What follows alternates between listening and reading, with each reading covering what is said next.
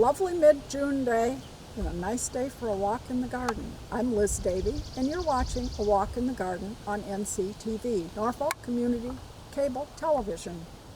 I'm starting out in my herb garden as I usually do, and today we have herbs all around us, and some of them are in bloom. The rue is in bloom, and the southern wood is nice and full after we pruned it a couple months ago.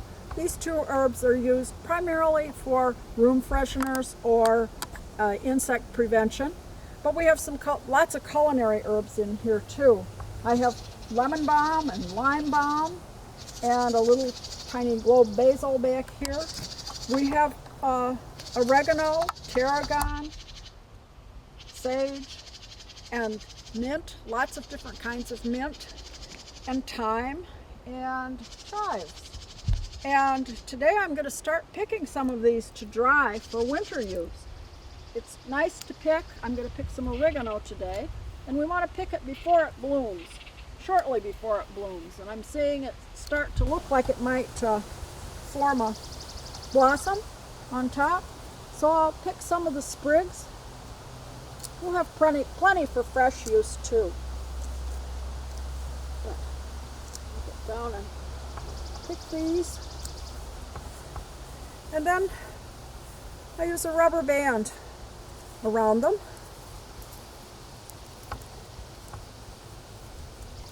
Some people will use string or ribbon and tie them up. I find a rubber band works well because as the herbs dry, they shrink. And if you use a ribbon,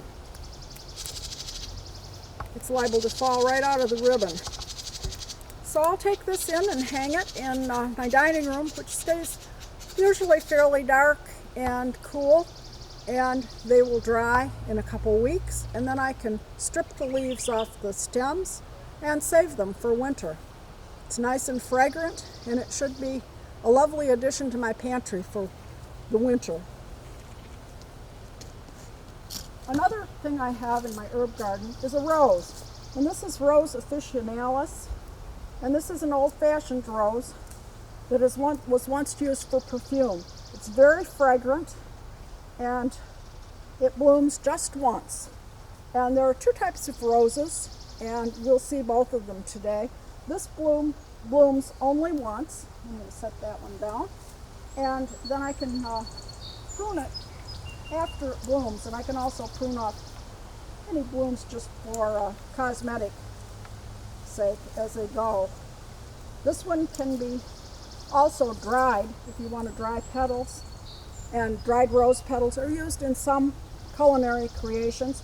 And also you can candy these petals by using a small paintbrush and some beaten egg white, or I prefer to use meringue powder, which has been pasteurized, whereas egg white has not, and then coating them with fine sugar.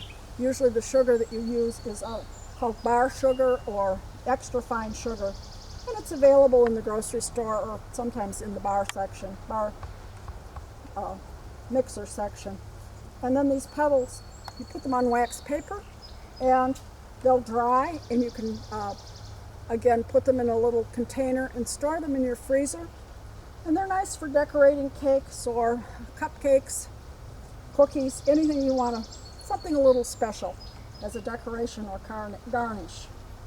Again, this one blooms once a season, so after it's finished blooming is when we prune this one, not before. The ones that bloom continuously I pruned in April, and they will not get pruned again until next April unless there is a problem with a dead branch or something like that, which you can always prune off. Again, after this blooms, I will prune it and probably give it another drink of fertilizer solution or dry rose fertilizer, and it will stay just green. Now, if I leave some of the things on, and I may leave a few, it will form hips, the rose hips, and those too are sometimes used culinarily. Rose hip jam is one thing, so if you have a rose that forms nice hips, this one does not particularly form the large hips that are used for jam making, but they will form the seedlings or seeds. And I may leave a few of these old blooms and let it form a few hips, but not all of them. So, you know, it depends how I want it to look. Today we'll be using in the things that I prepare some of the oregano, some parsley. I have a few parsley plants tucked in up here. I've also planted some in the garden, and I have last year's parsley in the garden. So we have plenty of parsley to use. And I'll also be using some of the chives. Now let's move over to the perennial area.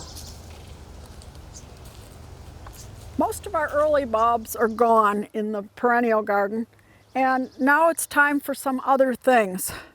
I still have a lot of bulb foliage down here that needs to brown off, and this takes a while. Unfortunately, if you pull it too early, you won't have any bulbs next year. These are all daffodils, and they do take a while, and there's not much you can do in the meantime. One of the things I've done is to plant daylilies near the daffodil foliage, and it kind of, in some cases, will camouflage it a little bit. The other thing I do is have plants ready in pots, and this is flowering tobacco, which has a nice white fragrant flower, and I planted the seeds in pots so that once these are gone, once they've browned and I've been able to remove them, I can just set a pot over where they were. They like it dry in the summer anyway, so a pot over them will not hurt them at all. Right now it's lily season, and if you have diligently been removing the red lily beetles and the eggs that they lay, you have lilies. And as I said last month, I thought they were a little better in the last few years. Well, I spoke too soon because a lot of people have been reporting problems. So you have to watch for the red beetles and squish them. And if you keep squishing them, it will get better. I have fewer, but I still have a few, so I need to check the lilies every couple days to make sure there aren't too many beetles. They seem to like some lilies more than others, and if you have a variety of lilies, either Asiatic or the Orientals bloom a little later, and you'll know which of your lilies are more susceptible to the beetles, and you can particularly watch those varieties. There's an open spot right here, and for the life of me, I know there was a plant there last year. Evidently, it expired over the winter, and I still haven't figured out what it was. But I have planted a few annuals in there, some cleome, which will get tall, and a few poppies. And hopefully those will mature. Or, again, I have other pots that I can put over them. They say not to braid the lily foliage, but to just let it brown off naturally. And this one's starting to get brown so that I can move in and start pulling out when it's pretty much gone. You can start taking out that has already turned yellow or brown and get rid of it. I do kind of bunch it together in one place so at least it doesn't take up a whole area. But these can then go in the compost, and again, they'll be all right. I have some eupatorium back there, chocolate. As you can see, it has a chocolate color. But again, there was a plant here last year. I will have to look at some of the photos and the videos from last year and see if I can figure out what it was so that I can either replant it or plant something else that might be happy there. I'm going to move down the way here. And I have some campanula.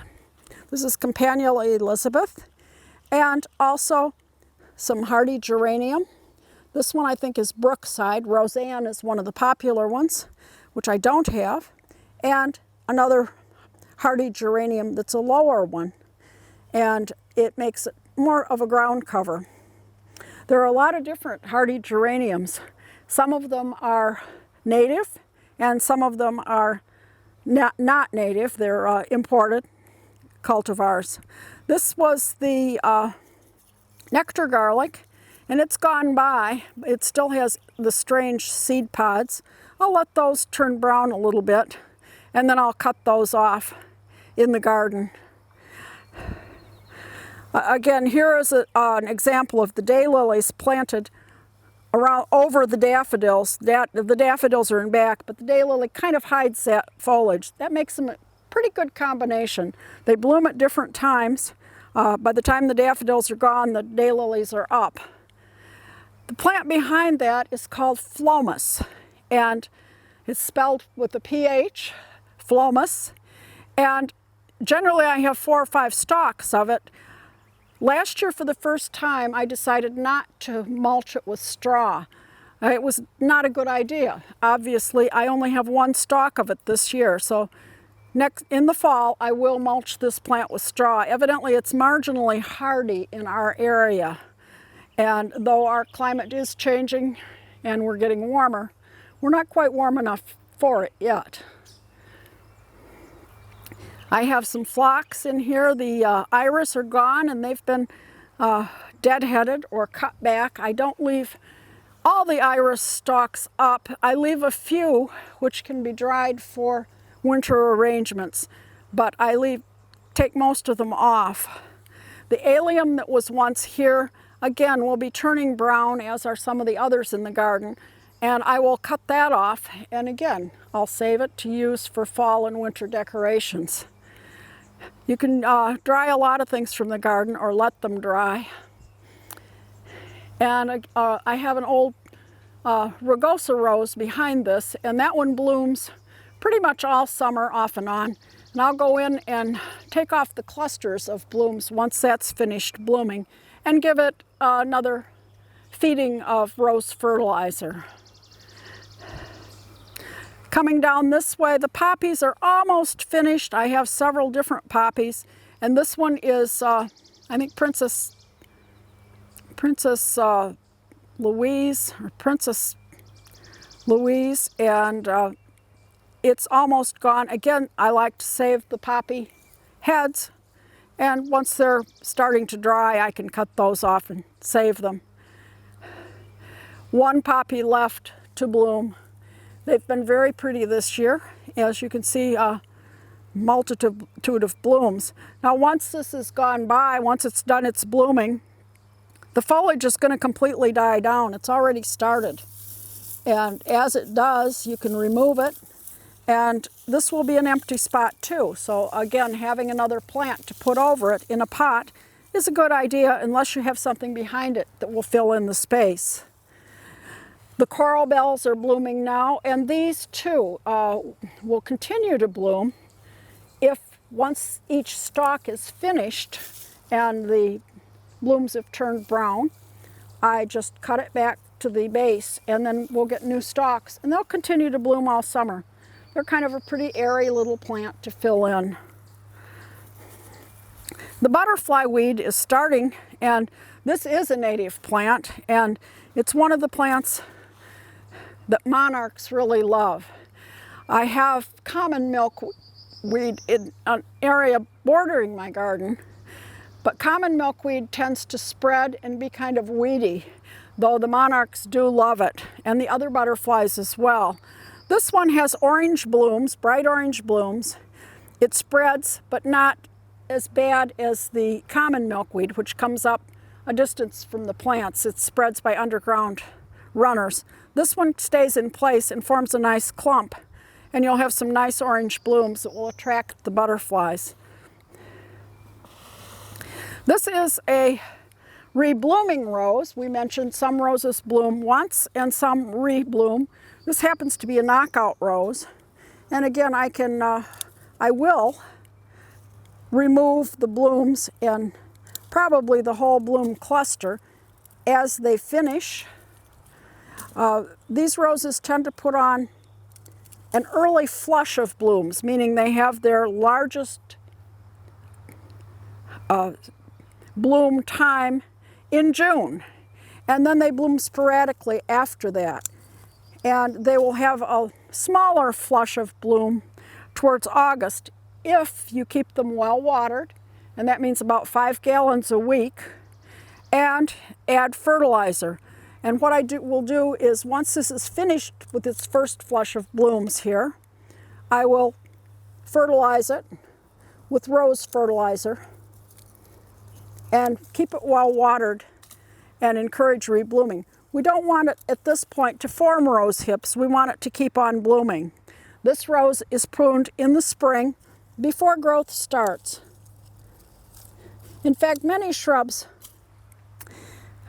you can prune right after they bloom, but the roses are the ever-blooming roses tend to be pruned in April. Right now is the time, if you have rhododendrons and azaleas, to do your pruning on those.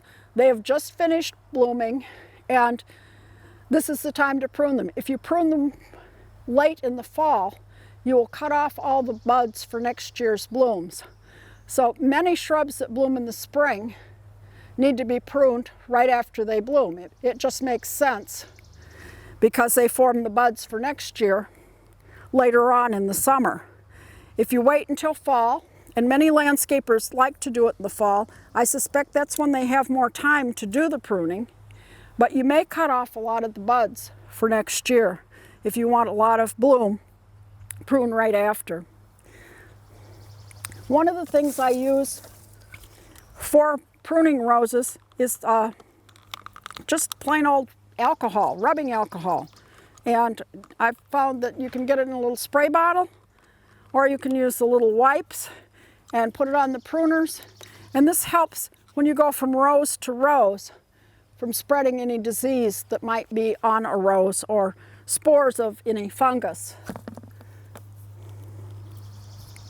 I'm going to move down this way a little bit, and we have a few other things coming.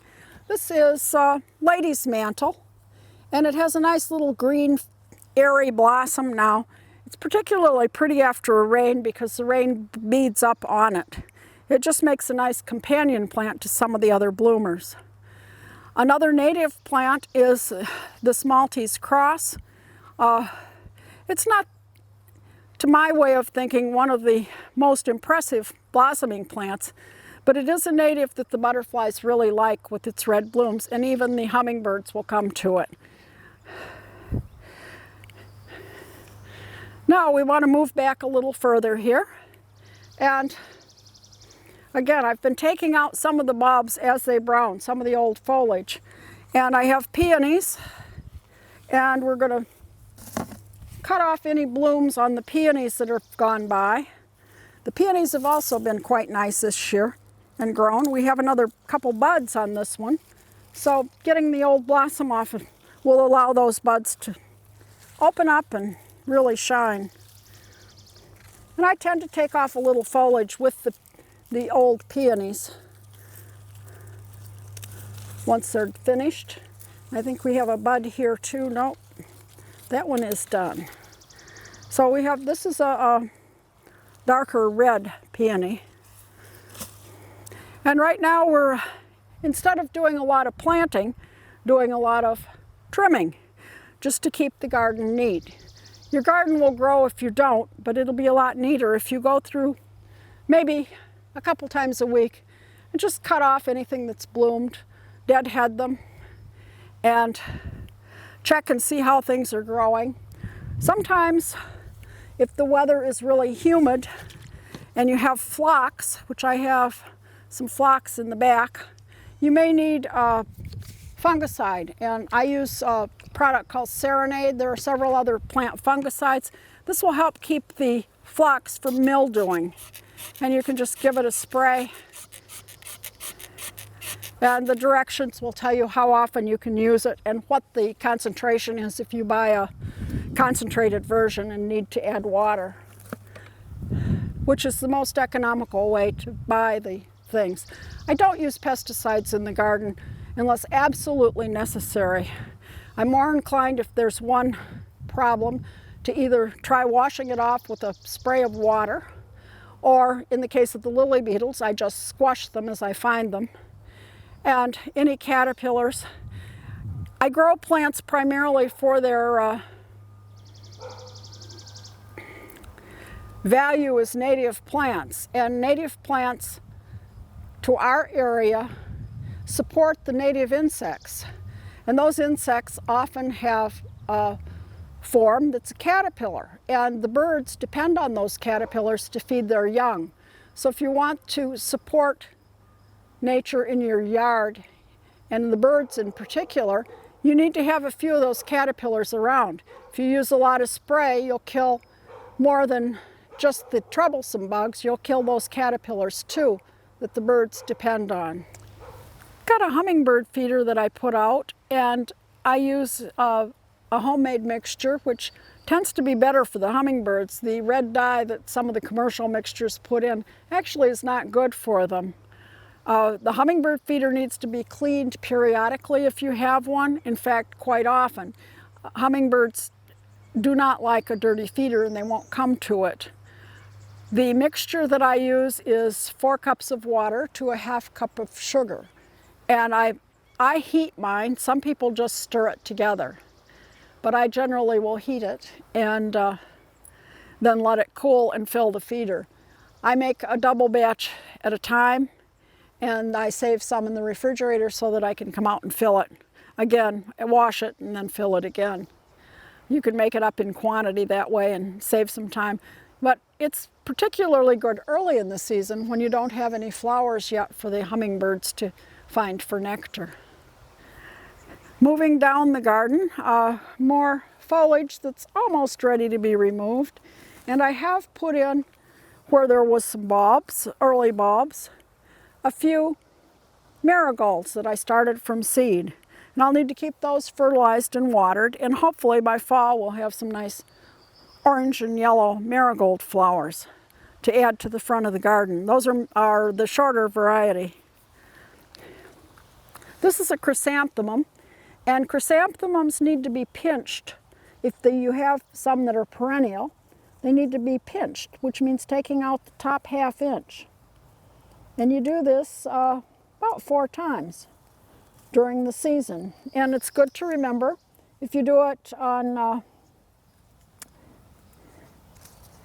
Memorial Day, Mother's Day, Father's Day, and the 4th of July, is a good way to remember when to pinch the chrysanthemums off. You just pinch off the tips of these, the growing tips, and this causes the plant to become more bushy. And you don't want to pinch after the 4th of July because then you'll cut back on your bloom. But you want them to be bushy instead of tall and lanky.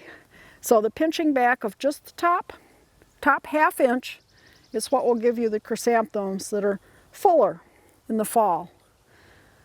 One way to get chrysanthemums to stay over the winter, a lot of people say, well, I buy chrysanthemums every fall and I plant them, but they don't make it through the winter. Well, the way to get them to stay around for more than just a few months is to buy your chrysanthemums as young plants in the spring. Usually you can only get them that way, mail order, but by putting them in the spring, they form a good root system, and they will persist for several years, and then you have a chance to pinch them back and have them bloom again in the fall. I have some common daisies, and I enjoy them. They're kind of lanky, and I'll be cutting those back as soon as they are completely gone. Again, more peonies. I have phlox that's ready. If you have problems, a lot of problems with mildew, again, you can use the mildew fungicide if you get the white coating on the phlox, or you can go in and thin it about now and just cut out about every 2nd or 3rd piece, so this will give the air room to circulate in the plant. Tends to be worse in summers that are hot and very humid. Of course, we don't know what the summer's going to bring. In New England, you get a little of this and a little of that, so you never exactly know. This one has been pretty mildew-free, so I don't think I really need to thin it out. But there are some varieties that tend to be prone to this white coating a little later in the season, and you might want to keep those thinned out and perhaps also use the fungicide on them. Another poppy that's going to seed. And down here we have more hardy geraniums. A couple different varieties, one of which is native, one is not. And I have the earliest of the Monarda, or right here, and that's a Monarda Bradburya. And it already has a lot of, this is a native one, bee balm, and it's a shorter variety. If you only have a small yard, this is the one to get if you want a bee balm in your yard. It's earlier blooming, and it does tend to stay only about 18 inches tall. This is another rose that is already bloomed. It's a once blooming rose. It came from a friend, which is why I've continued to keep it in my garden, even though it's a little loose in its bloom structure. This is the time to cut it back. And I'll probably just cut each stalk in about half. And maybe the main stalk I'll cut all the way down this year so that more new shoots can come up from below. Again, I have some more roses over here, and this one is just finishing its first flush of bloom. It's a nice hot pink one. And I've put a few herbs in the garden. This is lemon verbena. My herb garden has started to get kind of shady as the trees grow larger. So I've put my lemon verbena and lemongrass and pineapple sage over here in the flower garden. They're fairly decorative foliage, and they do get the sun that they need to perform well. I'll need to keep this new little area watered. I've put some annuals in here. I moved my walk last year down, so this area has been newly planted and the plants are not as large yet. And I'm continuing to take care of it and add new things and see what likes it right there. We'll soon have daylilies. This one is budded. This is a Happy Returns, which is a pale yellow, and it is full of buds, so it will soon be in blossom. Now let's move on over to the vegetable garden and see what's going on there. The garden is all planted. Again, it's mid-June, and not only is it planted, but we're starting to harvest some things for use in the kitchen, which is always a wonderful thing to happen. Right now, I'm harvesting some strawberries from my old berries, which are under the net behind the garlic. And I didn't expect a whole lot from them, but we've been able to get enough for our own use. And when I looked at the farmer's market at them at $5 a pint, I was very pleased that I'm able to pick a pint about every couple days for at least the next couple weeks. Behind the strawberries are my peas, and I grow 3 varieties, and they're in blossom, which means we're going to have peas probably by the end of next week. Once they're in blossom, it doesn't take long at all for the peas to form. Beyond the peas, I have some scallions and an early planting of spinach plants, which is ready to be picked completely and used or frozen. I do sometimes in the microwave blanch it and freeze it for use as, frozen chopped spinach. This is the garlic, and the garlic is forming garlic scapes, and garlic scapes are edible and are, again, one of the things you'll find at the farmer's market now. And by cutting off each of these scapes, you encourage the garlic bulb underneath to form. So it's wise to cut them off and use them. They have a mild garlic flavor. They can be chopped and stir-fried, or you can make pesto. I like to make pesto with them, and they make a lovely pesto with some cheese and olive oil, and just put it in the food processor and make a nice pesto. You can add it to dips, again in the food processor, or you can also just put them on the grill and cook them that way and eat them grilled. So I will be taking all the garlic scapes off the garlic to encourage the bulb to form underneath. And the bulb will be harvested next month at some point. Again, because these strawberries are from an old crop, and I've replanted on the other side of the garden a new batch of strawberries. I planted about 25 new berries, and I've taken the blossoms off each of those. It hurts to take them off because you would have gotten berries. But that way they can form a good root system, and the berries will last for maybe 4 or 5 years being taken care of. These old ones are going to be pulled after they finish bearing. They're June bearing, they're not ever bearing. So I'll just pull those up. And in some places in the middle of these, I've planted my summer squash. So the summer squash, once the berries are gone, will be achieving its full size and can take over the space. I always run out of space. There's so many things I want to grow. I've planted some flowers in between, and I've got zinnias here, and they're maybe 4 to 6 inches apart. They should be about 12 inches apart. So I'll be pulling some of those out on a cloudy afternoon, maybe with rain in the forecast, and replanting them into the perennial bed or any of the other flower gardens, or maybe even into some pots for patio use. We also have radishes to pick, and we have some nice ones here. And again, these are ready to go.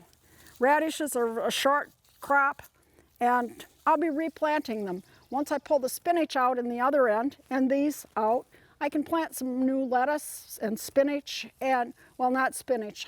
Spinach likes it a little cooler than we've been having it, but I'll plant more radishes and more arugula and more spinach, and try to keep that going for the season.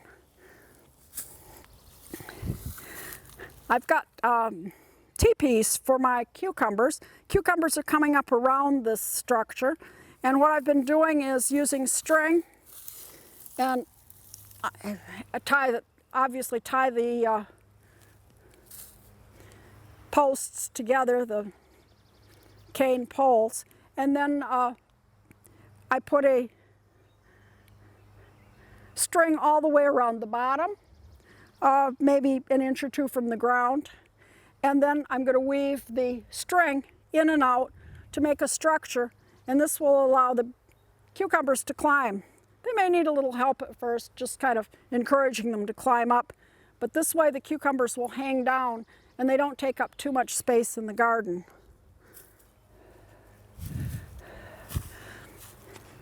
We're also able again to pick arugula, young kale, and lettuce. The beans are coming, and we have carrots. And one of the harder jobs of the spring garden is thinning carrots. And I'll start out by just pulling a few. We want them about an inch apart ultimately, so that means I have to pull them out. And you can actually make pesto with the carrot greens, or you can add them to salads. But you do need to thin them if you want a good carrot supply. I tried to plant them thinly, but it never quite works out that way. The same with beets. You need to thin them in order to get a good crop.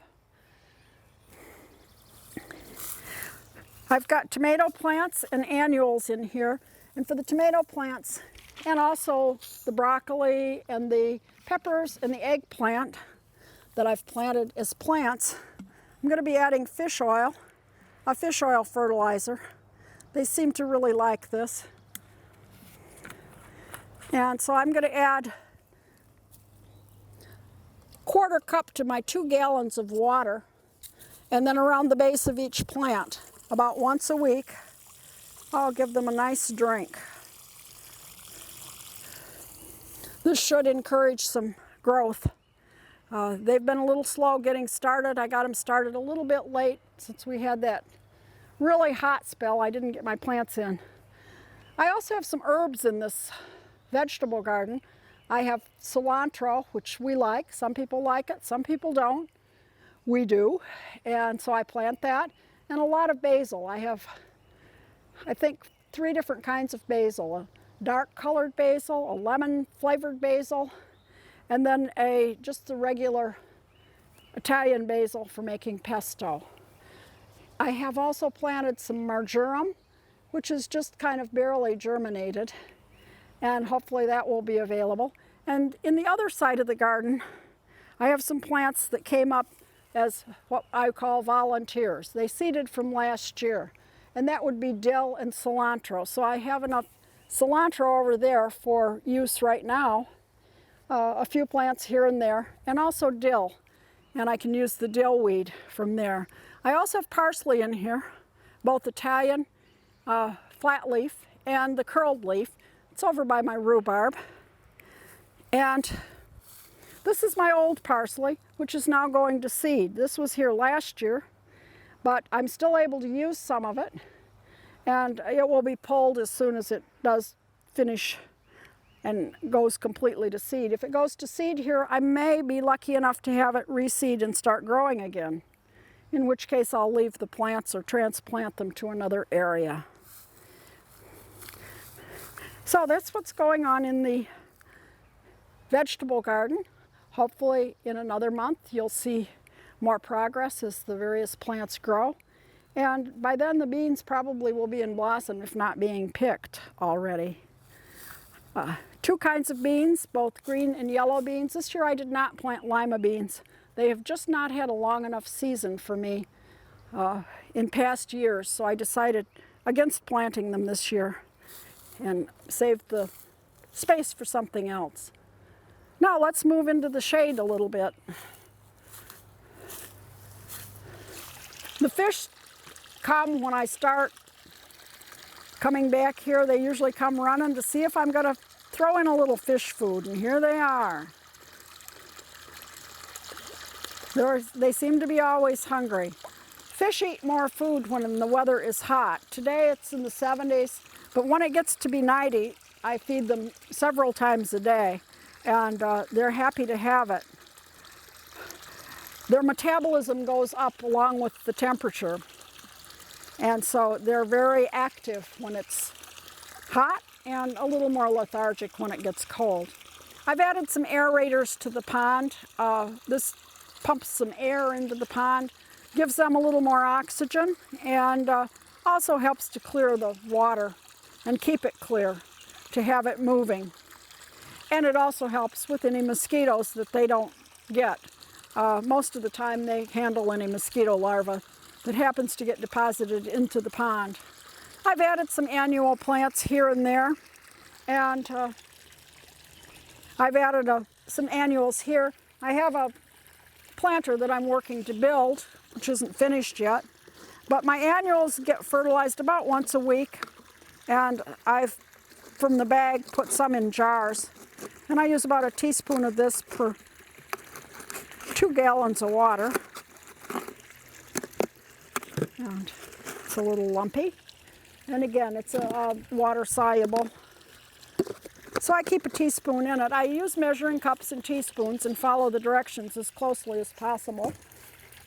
And I'll just keep these watered with the fertilizer and water mixture. It's pretty dilute.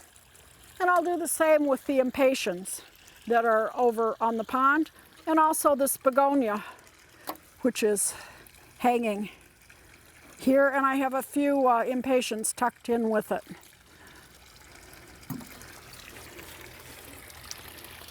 We started a lot of impatiens inside this year, so you'll find containers of those throughout my garden.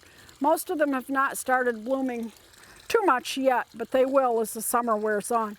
I did buy a new elephant ear, or alocasia it's called, or colocasia.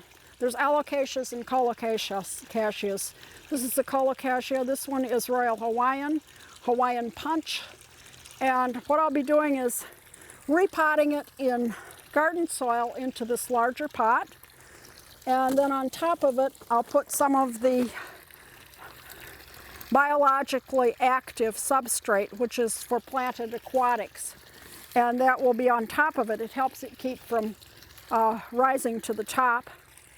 And then the water plants that I have, I fertilize about once a month with either of these, an aquatic plant fertilizer. Most of them come as a tablet that you push into the soil around the plant. And the elephant ears that I had over the winter are kind of iffy, but they all have some green and they all have a couple leaves. So we're letting them grow, and hopefully they will continue to grow. But I decided to get a new one when I saw it at the nursery, so that I'll have it growing. This will get about this tall before the summer's over. Again, the pond, right now I need to clean the filter that's inside the skimmer. every few days, depending on what's falling in the water. A pond is not great in the shade, although it's a nice place to sit. It does collect all kinds of things that fall from the trees, so I do need to clean the skimmer a little oftener, and I do continue to add the chemicals, only they aren't really chemicals, they're biological enzymes that help clear the water. By washing out the skimmer filter, it helps a great deal. So that's one of the jobs. You just pull it out and hose it off and put it back in. And that helps to keep it so you can see the fish and everything is clearer. The plants around the pond have been growing and blooming. This is a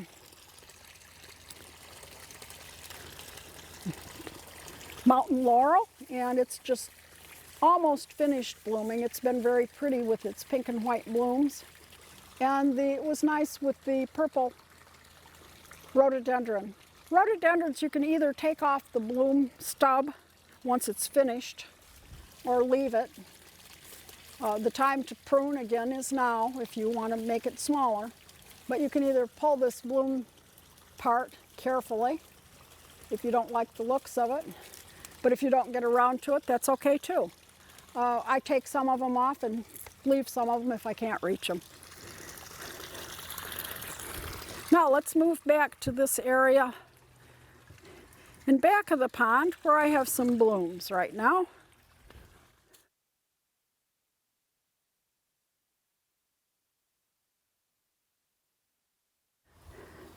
This area is in a little bit of sun right now. Most of the time it's in pretty full shade. And the plant that you're looking at is goat's beard, and it's blooming right now. And I really like it. It looks like a astilbe on steroids. I also have some astilbe here, which will be blooming a little later. And some gooseneck loosestrife, which again will come, and also has a white bloom, as does this astilbe. And a variety of hosta. These are backed by winterberry bushes, a male and a female, which will have some red berries as the season wears on into the fall. So it's a showy garden and a lot of ferns. A lot of these are large ferns. I like ferns, and they kind of go well with the astilbe and give it kind of a wild, jungly look. One thing about astilbe, if you have it, I love it, but it will reseed like crazy. So once these plumes start to turn brown, I'll need to be sure to cut them back, or I'll just have it all over. And I have already got plenty of it, so I don't need any more. And so I have to be sure that I deadhead this one in order to keep it from going to seed. Most of my backyard is shady, and I have a lot of ferns back here and a lot of hosta and some astilbe and a few other native things along with the native geraniums. Now let's go up to the patio and see what we can do with some of the things we've harvested from the garden. It's great to have fresh things in the garden to pick so you can have a nice summer meal on the patio. And today I'm going to be making a salad dinner, a main dish salad. And I've started out with greens in each of the plates. And I've added a mixture of salad greens from the garden that include a variety of different lettuce and some arugula. And of course I've cleaned and trimmed the arugula a bit so that there are no large stems. Then I'm going to start adding some other things to these salads, and we want it to be a heartier salad. And I'm going to add some carrots that I've cleaned and shredded.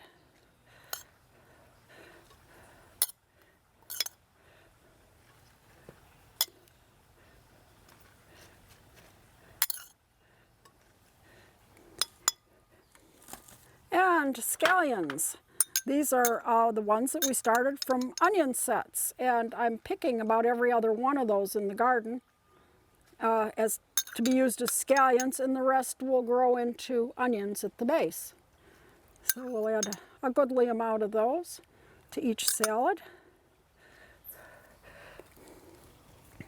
And a little parsley. Parsley has a lot of vitamins in it, so I try to add it to the salads. Little chopped parsley. It adds a nice little flavor to it. And I'm going to also add some green olives. You could also use ripe olives, or you could leave them out, but the green olives are pretty good in this. And I've sliced those. Obviously, I don't grow those, so, but do like to use them.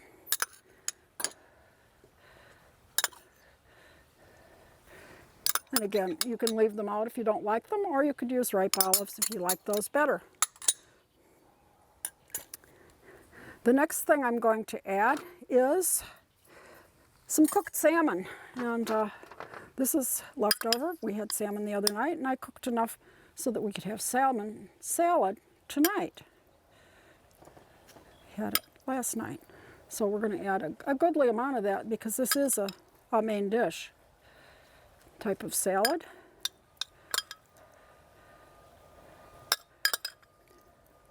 You could also use chicken that's been cooked.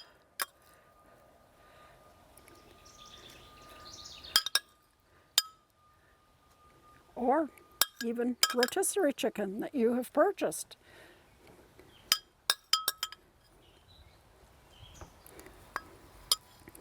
And for each salad, I'm going to add half a deviled egg, or half a hard-boiled egg, not a deviled egg, but just a hard-boiled egg. As just a little side light there. Getting rid of things as we go. And then we need to make a dressing. I don't buy salad dressing anymore. I make my own, and since I've started making my own, I really like it. And I'm going to start with I need to get my ingredients up here so you'll know how to do this for sure. And I'm starting out with a 1/4 cup of sour cream in the bowl, and I'm going to add half a cup of buttermilk. This is a buttermilk chive dressing.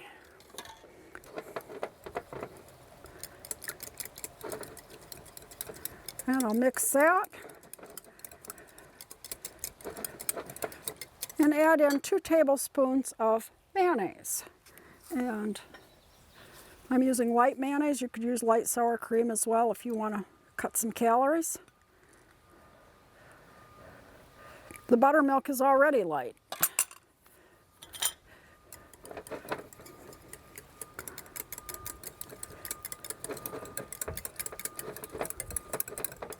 You can see this gives it a little thickening.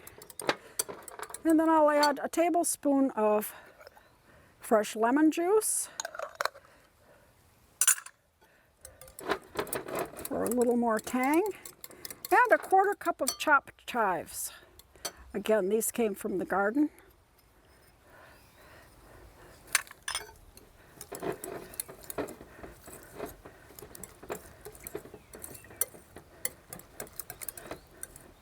And a little salt and pepper.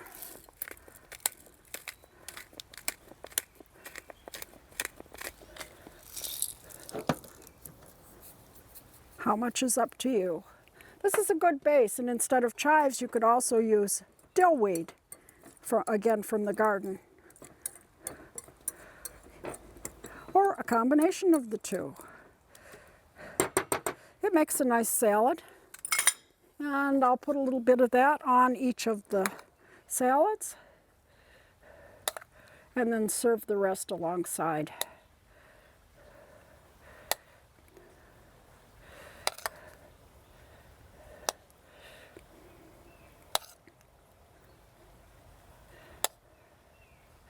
And we'll serve the rest alongside. I'm going to add those to the plates. And with this, I will be serving, as we'll make a dessert as well. And the dessert will be, starting out, it's going to be a shortcake, but a little different. In past years, I've made a thing called a Blitz Tort. It's an old recipe. Blitz means lightning. And I did a little looking up to see the origin of the recipe. And there are a lot of different references. And some people say it's German. Other people say it's Norwegian. And yet other people say it's purely American. Take your choice. I don't know which one it is, but it is good. And some also said it was a World War II thing starting in 1944 or 45. However, I pulled out a recipe of my mother's 1942 cookbook, and there sits the recipe, which is the same recipe as I found on the King Arthur website. Generally, the Blitz Tort is made in 2 cake pans, and it is a layer of cake batter using 2 egg yolks, and then the 2 egg whites are beaten with sugar to make a meringue mixture. And those are put on top of the cake and sprinkled with sliced almonds and a little cinnamon and a little sugar. Then that is baked as a layer cake and put together with custard and served with berries. I decided I didn't want to make a whole cake for 2 people, so instead I made cupcakes, and I put it in the cupcake pans. And I need to do a little work with the recipe in the future because I think it needs a little better cake recipe underneath. But basically it came out really tasty. In fact, my husband said, "You're not going to make strawberry shortcake any other way, are you?" So I guess this is it. A Blitz Tort underneath the strawberries. And then I have been picking the strawberries from my garden, and I add a little sugar to them to get the juices flowing. And we'll put those right over the little cakes.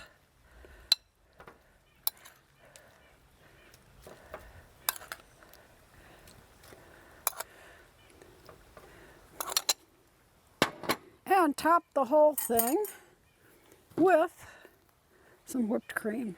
And this is just heavy cream that's been whipped.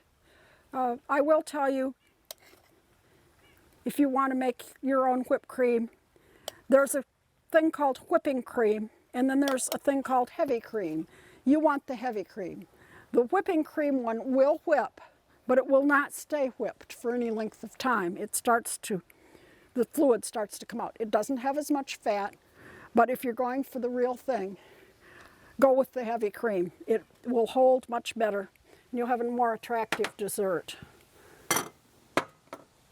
With this meal, I will serve some quick breads, and these are flatbreads. And I've done these in the house before on my griddle, on my stove, but we've been doing them on the griddle part of my grill, and it works really well. And on a hot day, you don't have to heat up the oven. This is another King Arthur recipe, quick recipe. You can find them all over the internet for quick bread, and usually it's cooked on a griddle. This one has some yeast in it, and actually they don't take that long to get ready. They don't have to rise the second time. You let them rise once for about half an hour, and then you roll them out and put them on the griddle. And I'll serve those with a bean dip I made. And this is a recipe that's kind of like the salad. What you have, you can put in it.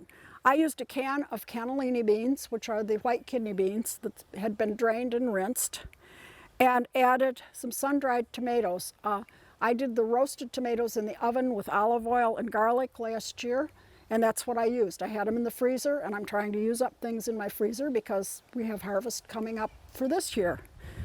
And then I added some of the fresh oregano, olive oil, and lemon juice, and made the bean dip.